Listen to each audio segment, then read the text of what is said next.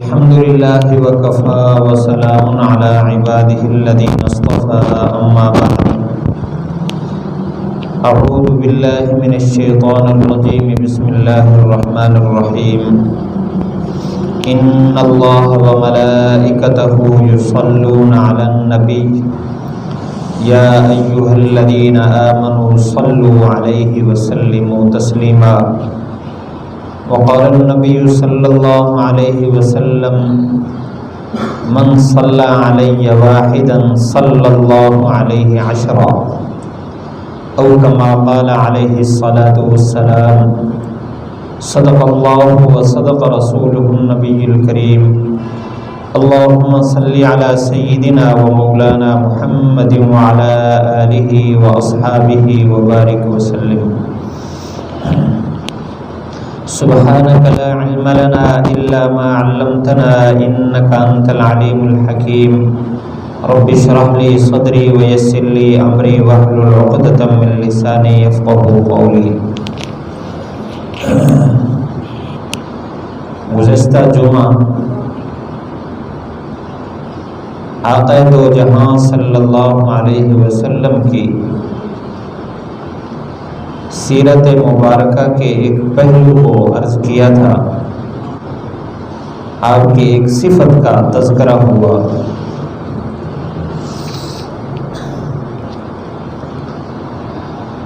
آج سارے مضامین کا خلاصہ عرض کرنا ہے کہ اللہ تعالیٰ کے مخلوقات پر جو احسانات ہیں ان کا شمار نہیں ہے. وَإِن تَعُدُّوا نِعْمَةَ اللَّهِ لَا تُحْصُوهَا، اگر اللہ کی ایک نعمت کو شمار کرنا چاہو، ایک نعمت، تو اس کو بھی شمار نہیں کر سکتے. اب ایک نعمت، اس کا شمار تو بظاہر آسان ہے. نعمت اللہ مفرد کا صیغہ ہے، لیکن غور کرنے سے اندازہ ہوتا ہے کہ ہمارے پاس ایک نعمت جس صورت میں پہنچی ہے، اس کے پیچھے ہزارہ نعمتیں ہیں جن کا شمار مشکل ہے، اور خود اس نعمت کے بعد اس کے نتائج پر جو نعمتیں ملنے والے ہیں وہ بھی بے شمار ہیں. اس لیے نعمت کی ابتدا اور نعمت کی انتہا، نعمت کا ما قبل اور نعمت کا ما بعد، یہ اتنا بے شمار اتنا ہے کہ جس کا شمار مشکل ہے. اللہ کے بعد مخلوق میں ایمان والوں پر سب سے بڑا احسان آقا دو جہاں صلی اللہ علیہ وسلم کا ہے. اب اندازہ لگائیں کہ ایک آدمی کو ایمان نصیب ہوا ہے، کلمہ پڑھتے ہی جنت کا مستحق ہو گیا ہو، جو سب سے ادنا درجہ جس کا اس ساری دنیا سے 10 گنا بڑا ہے.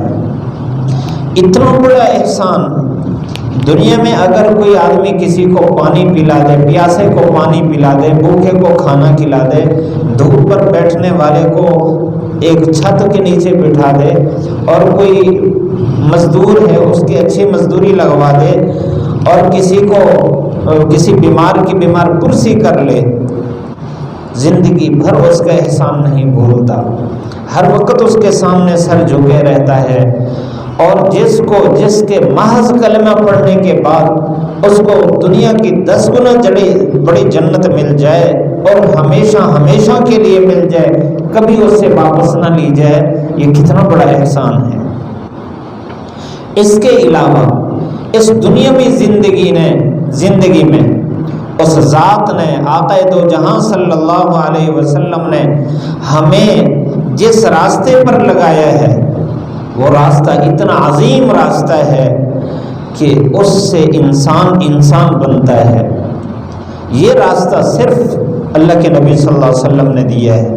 اہدنا الصراط المستقیم میں اس راستے کے مانگنے کا طریقہ بتایا ہے، اور پھر ھذا صراطی مستقیما فاتبعوہ میں وہ راستہ متعین کر کے فرمایا کہ یہ ہے میرا راستہ، اس کی اتباع کرو. اور جو اس راستے کی اتباع کرے گا اس کے لیے پھر انعامات کا تذکرہ ہے، وعدہ ہے۔ اس لیے اور یہ جو محسن ہوتا ہے، کہتے ہیں شکر المنعم واجب، عربی مقولہ ہے کہ محسن کا شکریہ یہ واجب ہے۔ اللہ کے نبی صلی اللہ علیہ وسلم کے امت پر جو حقوق ہیں وہ حقوق بے شمار ہیں۔ ان میں سے بنیادی اہم حقوق جو ہر ایمان والے پر جس کی ادائیگی لازم ہے، ہر انسان پر جس کی ادائیگی لازم ہے، ہم سنتے ہیں نا لولا ما خلقت الافلاق، اگر آپ آقا دو جہاں نہ ہوتے تو زمین و آسمان نہ ہوتا۔ سارا نظام چل رہا ہے آپ صلی اللہ علیہ وسلم کی برکت سے، ہم ہر وقت اس دنیا جہان کی ہزاروں کروڑوں نعمتوں سے ہم نفع اٹھا رہے ہیں، پیچھے اللہ کے نبی صلی اللہ علیہ وسلم کے احسانات ہیں۔ تو جس طرح ہر لمحہ اللہ کے نبی کا ہم پر احسان ہے، ہر لمحہ اس کا شکریہ لازم ہے۔ اس لیے اہم حقوق جس کی طرف عام طور پر ہماری توجہ نہیں ہوتی، ہمارے اوپر لازم ہیں۔ ان میں سے سب سے پہلا حق آپ صلی اللہ علیہ وسلم کی رسالت، آپ کی عظمت، آپ کی شان کے مطابق آپ پر ایمان لانا، یہ سب سے پہلا حق ہے ہر انسان کا، ہر انسان کے اوپر لازم ہے۔ ایمان والوں کو اللہ تعالیٰ نے اس کی توفیق دے دی، یہود و نصارہ، مجوس اور اسی طرح ہنود اور کتنے غیر مسلم قومیں ہیں، ہر ایک پر لازم ہے کہ وہ اللہ کے نبی صلی اللہ علیہ وسلم پر ایمان لائیں۔ ایمان نہیں لاتے، یہ اس بڑی نعمت کا جس کو ہر لمحہ وہ حاصل کر رہے ہیں، ہر لمحہ اس کی ناشکری ہے اور ہر لمحہ وہ ناشکری کے گناہ میں مبتلا ہے۔ اس لیے سب سے پہلا حق آپ صلی اللہ علیہ وسلم کو اللہ نے جو مقام مرتبہ عطا فرمایا، آپ کی شان کے مطابق آپ پر ایمان رکھنا۔ اور دوسرا حق یہ ہے کہ یہ جو ایمان کا لفظ میں نے بولا، خود اس کے اندر بہت ساری چیزیں ہیں، اس پر عظمت بھی آتی ہے، اس میں محبت بھی آتی ہے، اس میں اور چیزیں بھی آتی ہیں، ساری ایمان میں داخل ہے، کیونکہ اللہ کے نبی نے اس کو ایمان کا حصہ قرار دیا۔ جب تک اللہ کے نبی سے اتنا محبت نہ ہو، ساری مخلوق سے زیادہ محبت نہ ہو، ایمان نہیں ہے۔ اور آپ نے ایمان کی نشانی اطاعت بتائی ہے، تو اطاعت، فرما برداری اور آپ سے محبت اور آپ کی عظمت یہ ایمان کا حصہ ہے۔ لیکن باقاعدہ اس کو اہمیت کی بنیاد پر دوسرے حق کے طور پر شمار کیا جاتا ہے کہ ایمان کے بعد آپ کی مکمل اطاعت کرنا یہ امتی کے ذمہ لازم ہے۔ اطاعت، جس طرح ایمان، بلکہ اس سے پہلے جس طرح ہر لمحہ آپ صلی اللہ علیہ وسلم کے ہم پر احسانات ہیں، ہر لمحہ آپ پر ایمان رکھنا لازم ہے۔ اگر کوئی آدمی، کسی کو 100 سال زندگی نصیب ہوئی ہے اور وہ 100 سال میں 1 منٹ کے لیے بھی اگر اللہ تعالی ہم سب کی حفاظت فرمائے آپ صلی اللہ علیہ وسلم کے پر ایمان سے تھوڑا سا الگ ہوا ہے تو اس کا ایمان ختم ہو گیا۔ ہر لمحہ آپ صلی اللہ علیہ وسلم پر ایمان لازم ہے۔ اسی طرح ہر لمحہ آپ صلی اللہ علیہ وسلم پر اطاعت لازم ہے۔ اللہ کے نبی صلی اللہ علیہ وسلم نے جس چیز کا حکم فرمایا ہے اس کے مطابق اس کام کو کرنا یہ امتی کے ذمہ حق ہے،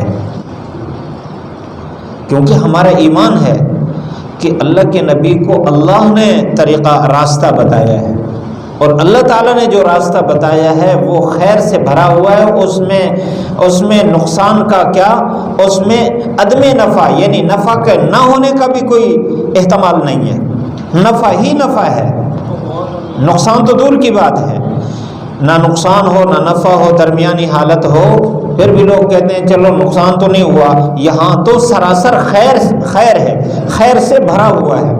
اور آپ صلی اللہ علیہ وسلم نے ہر امتی کے لیے صبح سے لے کر شام تک، پیدائش سے لے کر موت تک، اس کے ہر لمحہ کے لیے اللہ کے نبی کے احکامات ہیں، آپ کے اوامر ہیں، آپ کے حکم ہیں کہ آپ نے ایسے زندگی گزارنی ہے تو ہر لمحہ آپ کی اطاعت یہ امتی کے ذمہ حق ہے۔ ایمان تو ہم رکھتے ہیں لیکن اس حق میں ہمارے اندر کوتاہی پائی جاتی ہے۔ میں لباس پہنتا ہوں، میں کھانا کھاتا ہوں، میں پانی پیتا ہوں، میں مسجد میں آتا ہوں، میں بازار میں جاتا ہوں، میں کاروبار کرتا ہوں، میں کوئی بھی دنیا کا کام کرتا ہوں، کوئی کام نہیں کرتا، میں بیٹھا ہوں، راستے پر بیٹھا ہوں، گھر میں بیٹھا ہوں، تو اس وقت بھی اللہ کے نبی کے ہمارے ذمہ احکامات ہیں۔ ہر امتی کے ذمہ لازم ہے کہ اس لمحہ کو ویسے ہی گزارے جیسے اللہ کے نبی نے حکم فرمایا ہے۔ کوئی لمحہ ایسا نہیں ہے جو آپ کی ہدایت سے خالی ہو، آپ کی رہنمائی سے خالی ہو۔ اس لیے امتی کے ذمہ حق ہے کہ ہر لمحہ آپ صلی اللہ علیہ وسلم کی اطاعت کریں۔ اور تیسرا حق، ہر امتی کے ذمہ لازم ہے کہ وہ آپ صلی اللہ علیہ وسلم پر درود شریف پڑھے، درود و سلام پڑھے۔ یہ ہر امتی کے ذمہ حق لازم ہے۔ اور یہ ایک ایسا عمل ہے جس کو اللہ تعالیٰ نے ابھی عجیب شانیں دی۔ کوئی عمل، مفسرین نے لکھا ہے، کوئی عمل ایسا نہیں ہے جس میں عبادات میں سے کہ جس میں اللہ تعالیٰ یہ فرمائے کہ میں بھی یہ کر رہا ہوں، میرے فرشتے بھی کر رہے ہیں، تم بھی کرو، سوائے درود و سلام کے۔ کچھ ایسے کام ہیں جو اللہ کی صفات میں سے، اللہ تعالیٰ کی صفات میں سے ہے۔ مثال کے طور پر خرچ کرنا، یہ بندے کے ذمہ بھی ہے خرچ کرے، اور اللہ تعالیٰ اس میں اعلیٰ درجے کی صفت پر ہے، لیکن فرشتوں کے پاس تو کوئی مالیت نہیں ہے۔ تین مخلوق، افضل مخلوق اور اللہ خالق، افضل مخلوقات میں انسان، جن اور فرشتے ہیں، تینوں افضل مخلوقات کو، اور پھر خود خالق بھی اس میں شریک ہو، اور اللہ فرمائے کہ میں بھی یہ کرتا ہوں، فرشتے بھی کرتے ہیں، تم بھی کرو، یہ صرف درود و سلام ہے۔ تو جو آدمی درود و سلام پڑھتا ہے گویا کہ اللہ تعالیٰ کے اس فعل کے ساتھ شریک ہے، فرشتوں کے فعل کے ساتھ شریک ہے، جنات کے فعل کے ساتھ شریک ہے، اس کو یہ مقام حاصل ہے۔ اور یہ درود و سلام ہم سب کی، جہاں اللہ کے نبی کا حق ہے، ہم سب کی ضرورت بھی ہے۔ جب اس کے فضائل پڑھتے ہیں نا تو آدمی اس فیصلے پر مجبور ہو جاتا ہے، اس کی عقل یہ فیصلہ کرتی ہے کہ اس کے بغیر تو چارہ ہی نہیں ہے۔ جہاں تک اس کا شرعی حکم ہے، علماء فرماتے ہیں کہ ہر ایمان والے پر زندگی میں ایک مرتبہ درود شریف پڑھنا فرض ہے، فرض عین ہے۔ جس طرح نماز فرض ہے، ایک دفعہ زندگی میں درود شریف پڑھنا فرض عین ہے، ہر ایمان والے پر فرض ہے۔ اور پھر مجلس میں اگر ایک سے زیادہ مرتبہ آپ صلی اللہ علیہ وسلم کا نام لیا جائے تو اس مجلس میں ایک مرتبہ درود شریف پڑھنا واجب ہے۔ اور اگر ہر مرتبہ پڑھتا چلا، جب بھی اللہ کے نبی کا نام سنے تو فوراً درود شریف پڑھ دے، یہ افضل اور بہتر ہے۔ ایک صحابی نے آپ صلی اللہ علیہ وسلم سے عرض کیا، اللہ کے رسول، میں آپ پر بہت درود شریف پڑھتا ہوں، ترمذی شریف کی روایت میں ہے، بہت درود پڑھتا ہوں، درود و سلام بہت پڑھتا ہوں۔ آپ نے فرمایا کہ بہت اچھا کرتا ہے، اگر اس میں اضافہ کر لے تو تیرے لیے بہتر ہے۔ آج کے اللہ کے رسول، میں اپنے معمولات میں آدھا ٹائم آپ کے درود پر گزاروں گا۔ آپ نے فرمایا بہت اچھا ہے، لیکن اس پر اضافہ کر لے تو تیرے لیے بہتر ہے۔ تو بڑھتے بڑھتے اس نے آخر میں کہا، اے اللہ کے رسول، میرے جتنے معمولات ہیں تمام اوقات میں صرف آپ پر درود و سلام پڑھوں گا۔ آپ نے فرمایا یہ بہت بہتر ہے، تیرے دنیا کے سب دکھوں کے لیے یہ راستہ نکالے گا اور تیرے تمام گناہوں کے لیے بخشش کا باعث ہوگا۔ ہر انسان دکھ میں پھنسا ہوا ہے، کسی کو ذاتی تکلیف ہے، کسی کو ہمسائے سے تکلیف ہے، کسی کو کاروبار سے کوئی پریشانی ہے، کسی کو اپنی اولاد کی طرف سے پریشانی ہے۔ ہر بندہ کسی نہ کسی پریشانی میں یا ذمہ داری میں اس کا دماغ مصروف رہتا ہے۔ تو کتنا بڑا اللہ کے نبی صلی اللہ علیہ وسلم کی طرف سے یہ انعام ہے، جو آدمی سارا دن درود شریف پڑھتا رہے تو اس کے دنیا کے سارے دکھ، سارے مسائل، سارے مشکلات اللہ تعالی حل فرما دیتے ہیں۔ یہ تو دنیا کا معاملہ ہے، اور آخرت کا معاملہ دیکھیے۔ آپ صلی اللہ علیہ وسلم نے فرمایا، ایک روایت میں ہے، قیامت کے دن سب سے زیادہ میرے قریب وہی ہوگا جو دنیا میں سب سے زیادہ مجھ پر درود شریف پڑھنے والا ہوگا۔ اور درود شریف ایک ایسا عمل ہے جو آدمی اس کو دوام کے ساتھ پڑھتا ہے، یہ اللہ تعالیٰ کے ساتھ بھی اس کا تعلق رہتا ہے، اللہ کے پیارے محبوب صلی اللہ علیہ وسلم کے ساتھ بھی اس کا تعلق رکھتا ہے، اور اس کا ایمان بھی اوپر ہوتا رہتا ہے، اس کی نہج اوپر ہوتی رہتی ہے، اور یہ اللہ کا بھی محبوب بن گیا، اللہ کے محبوب کا بھی محبوب بن جاتا ہے جو آدمی درود و سلام پڑھے۔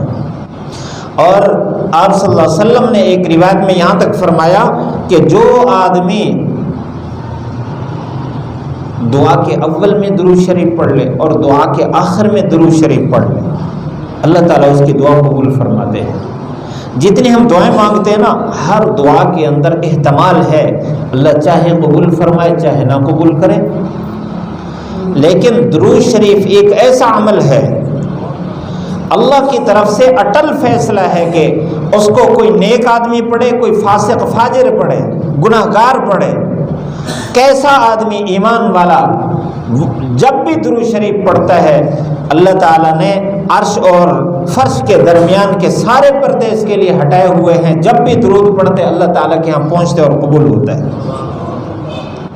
اس لیے آپ صلی اللہ علیہ وسلم کیونکہ امت کے سب سے بڑے محسن ہیں، سب سے بڑے خیر خواہ ہیں، اس لیے آپ نے ہمیں وہ راستے بتائے ہیں کہ آپ نے دعا مانگنی ہو شروع میں درود شریف پڑھ لو، آخر میں درود شریف پڑھ لو، شروع اور آخر جب یہ اوپر جائے گا تو درمیان والا ساتھ ساتھ چلا جائے گا، اس کو کوئی نہیں روکے گا۔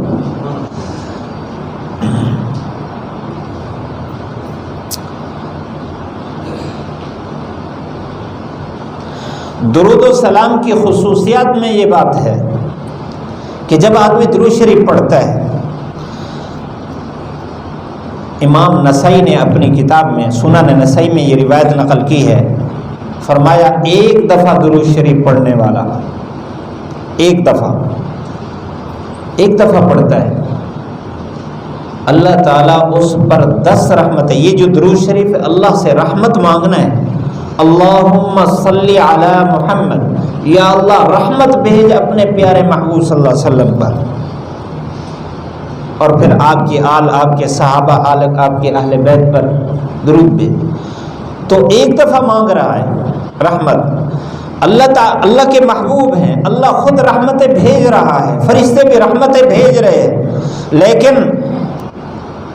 مثال دیتے ہیں، کہتے ہیں کہ ایک آدمی آیا اپنے دوست کو ملنے کے لیے، گپ شپ کر رہا تھا، وہاں ایک بچہ پھر رہا تھا، تو اس نے کوئی توجہ نہیں کی، بچہ چلتا پھرتا آ کر اپنے باپ کی گود میں آیا، تو دوست پوچھتا ہے کہ یہ کون ہے؟ اس نے کہا کہ یہ میرا بیٹا ہے۔ تو اچھا آپ کا بیٹا ہے؟ فوراً اس کو اٹھایا، چوما، پیار کیا۔ یہ تو پہلے بھی تو نظر آ رہا تھا، پہلے کیوں نہیں چوما؟ اس لیے کہ پہلے اس کو پتہ نہیں تھا کہ میرے دوست کے ساتھ اس کا کیا نسبت ہے، جب پتہ چلا تو محبت جوش میں آ گئی۔ جب یہ انسان اللہ کے پیارے محبوب کے ساتھ اپنی محبت، اپنے تعلق اور اپنے عشق کا اظہار کرتا ہے درود شریف کی برکت سے، اللہ کی رحمت ایسے جوش میں آتی ہے، یہ ایک دفعہ رحمت بھیجتا ہے، اللہ تعالیٰ 10 رحمتیں اس پر بھیج دیتے ہیں، اور پھر 10 گناہ معاف فرما دیتے ہیں۔ 10 دفعہ جرم کیا تھا، 10 دفعہ جرم، دنیا والا تو ایک جرم بھی معاف نہیں کرتا، اللہ اس کے 10 جرم معاف کر دیتا ہے، اور پھر 10 مراتب اس کے مقامات اللہ تعالیٰ اس کی بلند کر دیتا ہے، اور ایک روایت میں ہے جمعے والے دن جو آدمی درود شریف پڑھے اللہ تعالیٰ 10 سے 70 کا عدد بڑھا دیتا ہے، یعنی ایک دفعہ درود شریف پڑھا اللہ تعالیٰ 70 رحمتیں اس پر نازل فرماتا ہے اور 70 جرم اس کے معاف کر دیتا ہے اور 70 درجات بلند کر دیتا ہے۔ کتنا بڑا اجر ہے۔ ایک دفعہ ایک صحابی نے عرض کیا اللہ کے رسول ہم آپ پر سلام تو بھیجتے رہتے ہیں، جب بھی کوئی آتا ہے السلام علیکم یا رسول اللہ، السلام علیکم ورحمۃ اللہ وبرکاتہ۔ آپ صلی اللہ علیہ وسلم نے بھی حکم فرمایا کہ مسلمان ایک دوسرے کو سلام پھیلائیں۔ اللہ کے رسول سلام تو ہمیں معلوم ہے، تو آپ پر صلات کیسے پڑھیں؟ مسلم شریف کی روایت ہے، غالباً صحاح ستہ میں یہ روایت موجود ہے، اور مفسرین نے اس آیت کے تحت بھی یہ روایت نقل کی ہے کہ جب یہ آیت نازل ہوئی صلو علیہ وسلموا تسلیما، 2 چیزوں کا حکم ہوا کہ درود کا بھی اور سلام کا بھی۔ کہا اللہ کے رسول ہم تو سلام تو ہم جانتے ہیں، یہ صلات کیا چیز ہے؟ آپ نے اس وقت فرمایا تم یوں کہا کرو اللہم صلی علی محمد وعلی آل محمد کما صلیت علی ابراہیم وعلی آل ابراہیم انکا حمید مجید، اللہم بارک علی محمد وعلی آل محمد کما بارکت علی ابراہیم وعلی آل ابراہیم انکا حمید مجید۔ یہ علماء فرماتے ہیں درودوں میں سب سے افضل درود ہے درود ابراہیمی، اس کو کہتے ہیں۔ اس میں اللہ تعالیٰ سے کیا مانگا؟ عام درود شریف جو پڑھا جاتا ہے اس میں یہ مانگا جاتا ہے یا اللہ رحمت بھیج، کیا کیفیت ہو مجھے علم نہیں ہے اس کا، اللہ ہی جانتا ہے۔ یہاں اللہ تعالیٰ نے اس کی ایک مثل پیش کر دی کہ پیارے محبوب پر وہ رحمتیں نازل فرما جو ان کے ابا ابراہیم پر رحمتیں نازل فرمائی ہیں، اور وہ برکتیں نازل فرما جو ان کے ابا ابراہیم علیہ السلام پر برکتیں نازل فرمائی۔ اور اللہ تعالیٰ نے کیا برکتیں عطا فرمائی، کیا رحمتیں عطا فرمائی، قرآن مجید بھی بھرا ہوا ہے، باقی اللہ کے علم میں ہے کہ وہ کتنی برکتیں کتنی رحمتیں ہیں۔ ایک میزان بتا دیا، جب آدمی یہ درود شریف پڑھتا ہے اللہ کی رحمت خوب جوش میں آتی ہے۔ اس لیے ہمیں چاہیے جہاں اللہ کے نبی پر ایمان رکھنا ہمارا حق ہے، ہر لمحہ ایمان ہو، اسی طرح آپ صلی اللہ علیہ وسلم کی اطاعت ہمارے ذمہ حق ہے کہ ہر لمحہ اللہ کے نبی کی اطاعت کریں، اور تیسرے نمبر پر اسی طرح ہمارے ذمہ حق ہے کہ ہم جتنا زیادہ ہو سکے پیارے محبوب صلی اللہ علیہ وسلم پر درود و سلام پڑھیں۔ اور علماء نے لکھا ہے جو آدمی سب سے زیادہ درود شریف پڑھے گا کثرت سے، اللہ تعالیٰ اس کو دنیا میں بھی انعام عطا فرماتا ہے۔ ایک تو گناہ معاف ہو گئے، درجات بلند ہو گئے، اور رحمتیں نازل ہو رہی، اللہ اپنے پیارے محبوب کی زیارت خواب میں بھی نصیب فرما دیتا ہے۔ کون ایمان والا اس کے اشتیاق نہیں رکھتا، اس کا شوق نہیں رکھتا؟ ہر ایمان والے کو یہ شوق ہے۔ ہمیں تینوں حق ادا کرنے ہیں، اللہ تعالیٰ ہم سب کو عمل کی توفیق نصیب فرمائے۔